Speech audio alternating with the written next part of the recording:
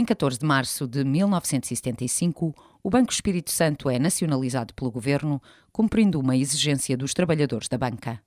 Com a Contra-Revolução, iniciada em 1976, dá-se a reconstituição dos monopólios e em 1990-91 é novamente privatizada a Tranquilidade e o BES, numa operação de 150 milhões de contos, facilitada por crédito da Caixa Geral de Depósitos e do Crédit Agricole, este último angariado pelo então Presidente da República, Mário Soares. Ao longo das 2 décadas e meia que se seguiram, a família Espírito Santo desenvolveu uma vasta rede de contactos e influências em pontos-chave.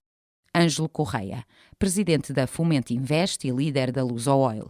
António Mexia, administrador do BES Investimento Freitas na década de 90. Presidente da Jaime Gama, presidente do Conselho Manuel de Administração, presidente do Espírito Santo, Pedro Passos Coelho e administrador do Administrador Delta do Costa, Delta administrador do BES.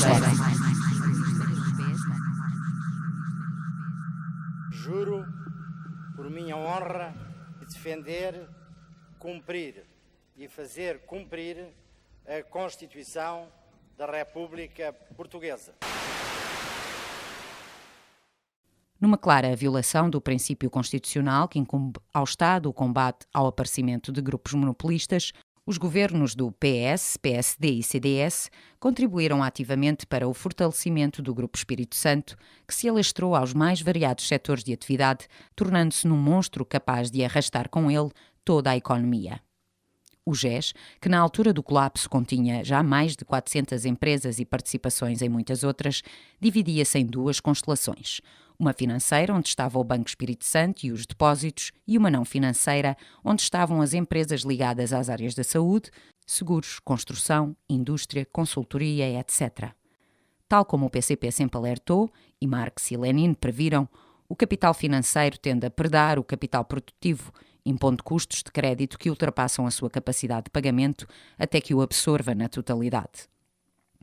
Ao contrário do que sucede com as pequenas e médias empresas do nosso país, que só têm acesso a crédito se o conseguirem pagar, o BES entregava às empresas do grupo crédito sem garantias em valores que comprometiam a liquidez e os rácios de capital do próprio banco. Simultaneamente, algumas empresas do grupo ou empresas em que o GES tivesse participação iam também financiando o déficit das empresas que não se sustentavam. O Banco de Portugal sabia desde 2001 que o BES estava profundamente exposto ao GES e que as contas do GES não eram conhecidas. A falsificação do passivo da ESI foi apenas o elemento que fez o castelo de cartas ruir. O BDP, a CMVM, a Troika e o Governo quiseram mesmo assim manter a sua presença, convencendo os portugueses a alimentarem um grupo falido durante anos seguidos, com o seu próprio dinheiro.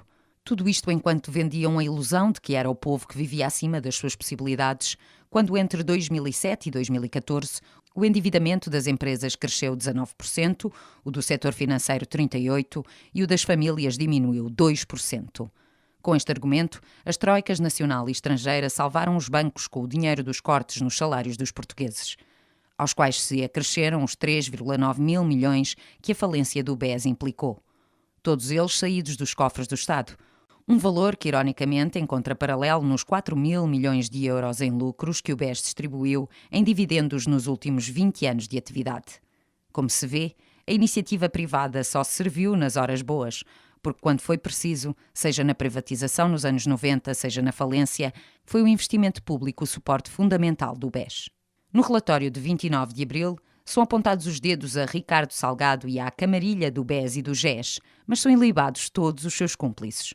O papel dos sucessivos governos de promoção e valorização do grupo e dos seus negócios, o papel branqueador das auditorias externas que funcionam como camuflagem para a especulação, a agiotagem e a concentração de risco de crédito e as incapacidades matriciais intrínsecas do sistema capitalista. Vamos então votar estes pontos. Para quem votou a favor do relatório, tudo se deveu a uma falha de caráter. PSD, PS e CDS assim interpretam os factos. BE absteve-se. PCP votou contra. A simples aprovação de um relatório que aponta o caráter e a moral dos banqueiros como variável determinante para um desfecho como o do BES não poderia conduzir a outra conclusão que não esta. A banca é demasiado séria para estar dependente da moral dos banqueiros. A banca nas mãos do povo não rouba o país.